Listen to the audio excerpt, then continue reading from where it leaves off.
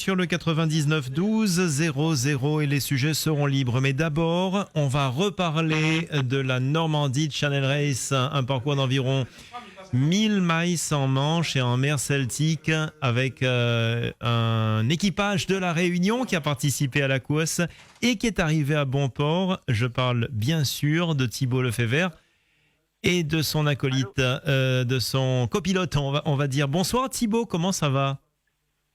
Salut Bobby, comment tu vas? Ah ben Ça ici, va. la pleine forme. Alors de retour sur la terre ferme depuis un bon moment. Ouais, de retour sur la terre ferme, j'ai pu retrouver ma femme et puis mes deux petites filles.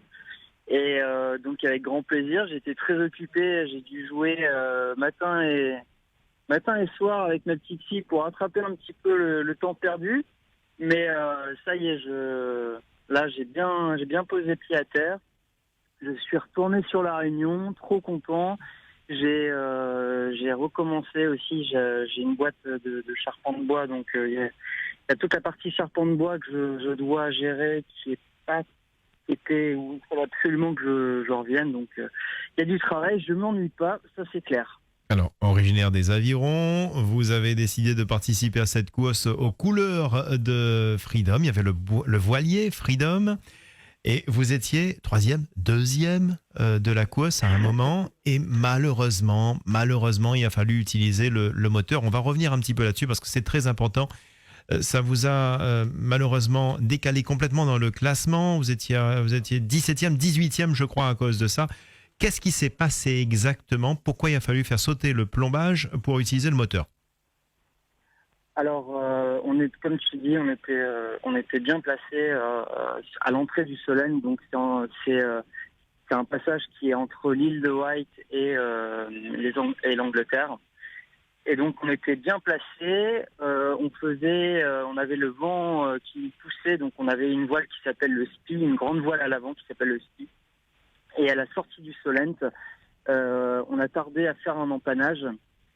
Et en empannant un petit peu tard, on a eu, c'est la combinaison de trois choses qui se sont mal passées. On a empanné un tout petit peu tard, à 30 secondes près.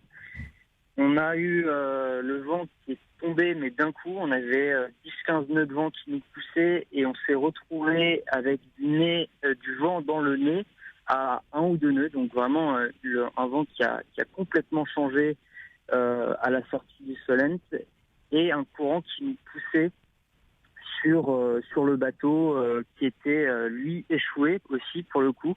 C'est une zone qui était très compliquée. Il faut savoir qu'il y a 4 bateaux qui se sont échoués là aussi après. Donc c'était une zone très très compliquée. On s'est retrouvé sans vent avec le risque d'une collision, d'endommager plusieurs bateaux, et dont celui de Freedom, mais ça c'était hors de question. Donc j'ai pris la responsabilité de faire sauter les plombs pour embrayer le moteur et me sortir de cette impasse qui mettait en danger le bateau. Et à cause de ça, on a eu 3 heures de pénalité. Oui, et les heures de pénalité avec votre co-skipper Sébastien Marseille, ces heures de pénalité sont arrivées au pire moment puisque la pénalité est tombée à un moment où il y avait du vent. Les autres ont pu avancer et pas vous, à cause de la pénalité. Ouais, exactement. Alors c'est vraiment, ça a été quelque chose d'assez dur à accepter puisque, comme tu dis, on aurait eu largement l'occasion de faire notre pénalité dans moins de vent, ce qui nous aurait permis en fait de rester dans la tête du classement, puisque les bateaux de tête étaient vraiment arrêtés. Et en fait, ils nous ont obligés de faire notre pénalité juste avant Tuscar. Et puis on était à 2 heures de Tuscar, donc on n'avait pas le choix de le faire maintenant, à ce moment-là. Et donc on a dû le faire. Et on a regardé les autres bateaux nous passer devant. C'était un peu dur moralement, surtout que tu as déjà 2-3 jours de mer, il fait froid, tu dors dans l'eau, t'es fatigué parce que physiquement c'est très éprouvant. Et puis avec la pénalité qui tombe, tu sais que là tu perds tout espoir de remonter. Et finalement, on est sorti de là encore plus fort. On a tout donné. Et on a pris aussi l'engagement d'aller dans du gros temps, ce qui nous a permis de remonter jusqu'à la 8e place. Et ce qui est vraiment déjà une belle perf, je trouve. Les nuits, surtout les nuits étaient extrêmement difficiles. Ah ouais, les premières nuits étaient très difficiles puisque en fait la première nuit au gîte Saint-Marcouf, on avait peu d'air et il fallait surtout pas se faire piéger en partant côté gauche, donc vers la côte. Et donc là c'est des instants où tu dois rester éveillé sur le pont à la moindre occasion de toucher un petit peu d'air. Il faut être au taquet pour pouvoir repartir et sortir de ce qu'on appelle la molle, des trous d'air. Et donc on était vraiment attentifs là-dessus. Et en fait, à chaque fois, on a eu des nuits compliquées, soit avec peu de vent, donc attentif à chaque mouvement d'air, ou alors avec du courant, donc attentif parce que le courant c'est très dangereux, et du vent. Donc mais elle porte bien son nom. Enfin, tous les skippers pro me l'ont dit que c'était une course très très dure. Et ça s'est révélé encore une fois. C'était une course qui a mis les équipages à rude épreuve. J'imagine que ça doit être difficile de trouver le sommeil aussi, et puis surtout un sommeil très court à chaque fois. Quand on dort sur un monocoque comme ça, on dort combien de temps ? Ça bouge énormément. On dort pas beaucoup ? On était parti sur des quarts de 2 heures, donc chaque équipage s'organise un petit peu comme il veut, mais nous on était parti sur des quarts de 2 heures, donc pendant 2 heures tu te reposes, ou tu manges, ou tu fais ce que tu veux, et puis pendant que l'autre est en train de gérer le bateau. Sauf que si jamais pour le bon fonctionnement ou la performance du bateau, il faut que les deux soient sur le pont à manœuvrer, eh bien tu manœuvres et tu perds du temps de sommeil. Donc en général, on dort, moi si j'arrivais à dormir 1 heure sur les 2 heures, c'était génial. La récupération est rapide après ça ? Non, j'ai eu un gros coup de barre plutôt quand je suis rentré de la Réunion. C'est comme si je atterri à la Réunion, j'ai comme si mon corps me disait ok, là tu peux te reposer. Et donc là j'ai mis 4-5 jours à m'en remettre. J'ai pas mal d'amis qui m'ont dit que j'avais fondu sur les photos. Et oui, je pense que physiquement c'était très intense et que le corps a pris beaucoup. Oui. Alors, ce monocoque Freedom avec Sébastien Marseille, vous l'avez amené à l'arrivée. À quoi vous avez pensé en passant la ligne d'arrivée ? Votre esprit, il était où ? C'est assez incroyable parce que en plus, l'arrivée s'est passée, je sais pas si tu te souviens, j'avais appelé 10 minutes avant l'arrivée, on touchait de l'air, le bateau avançait vraiment, et donc on se dit, on va arriver 10 minutes avant, on va arriver dans 10 minutes, et puis plomber, en fait, on arrive à 20 mètres de la ligne d'arrivée, et là, mais pareil, plus un souffle d'air. Le bateau arrêté net. Alors, dans un dernier effort, on a changé les voiles, on a dû sortir l'ancre de mouillage au cas où on n'arrivait pas plus du tout à avancer, à passer la ligne d'arrivée parce que le courant était en train de se renverser et du coup on aurait pu faire machine arrière à cause du courant.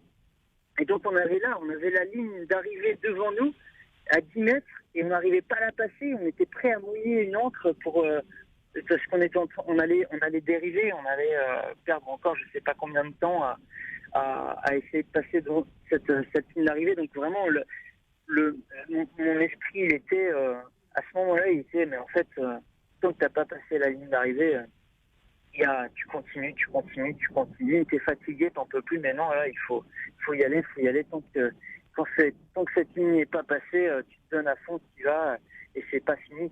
Et une fois que cette ligne d'arrivée était passée, on s'est regardé avec Seb, on était vraiment super heureux d'avoir réalisé cette course, on s'est fait un check, on s'est encouragé, on était fatigués Et puis on n'avait aucune nouvelle de ce qui se passait à terre. Et au bout de l'acheter, il y avait des gens qui étaient là pour nous encourager. Et c'était nos parents qui avaient fait le déplacement, qui étaient là à 5 heures du mat. Et voilà, quelle surprise, quoi. Et donc tout s'est très vite enchaîné. Et puis on a eu les copains qui sont montés à bord, les parents qui sont montés à bord, l'organisation qui nous a félicité d'avoir affronté des très grosses conditions pendant 36 heures. Donc non, un sentiment de fierté d'avoir été au bout, aussi de savoir que du coup il y avait eu 140 arbres plantés à la Réunion, que ça avait été fait avec les élèves. Donc beaucoup de fierté qui s'est mélangé à de la fatigue et puis aussi au soulagement, voilà, de retrouver les proches, que le bateau n'est rien et puis qu'on a fait une super aventure. Et tout ça mêlé à cette angoisse de ne pas pouvoir la passer, cette ligne d'arrivée. Ouais, c'était incroyable. J'ai le souvenir. Oui. C'est toi que j'ai eu au téléphone 10 minutes avant, hein. C'est ça? Non, ce n'était pas moi, mais j'ai suivi votre traversée, j'allais dire, votre parcours, votre course, et j'ai retenu une chose, Thibaut. On avait régulièrement des nouvelles, téléphones satellitaires, les coups de fil, et à chaque fois que c'était possible. Mais on a eu, à la fin de la course, on a eu votre compagne qui nous disait « Ah, mais j'ai des nouvelles en écoutant la radio ». Oui, c'est vrai que j'appelais Freedom parce que j'étais tellement content d'arriver. Voilà, c'était tellement un beau moment, un bon moment de partage avec toute l'équipe Freedom que voilà, il fallait que je vous appelle. Et puis, comme je sais qu'elle écoute, je savais qu'elle allait être au courant que j'arrivais. Alors, si c'est à refaire? Ah, 2 fois. 2 fois. 2 fois et dans les mêmes conditions. Après, juste beaucoup plus méfiant dans le Solent. Ah oui. Essayer d'éviter cette pénalité. Voilà. Ouais, sans pénalité, nous, on pense que vous étiez sur le podium. Hein. Ah, ça aurait été. Après, la mer, c'est quelque chose d'imprévisible. Donc, je veux surtout pas m'avancer là-dessus. Mais on aurait encore tout donné. Et puis, je sais pas.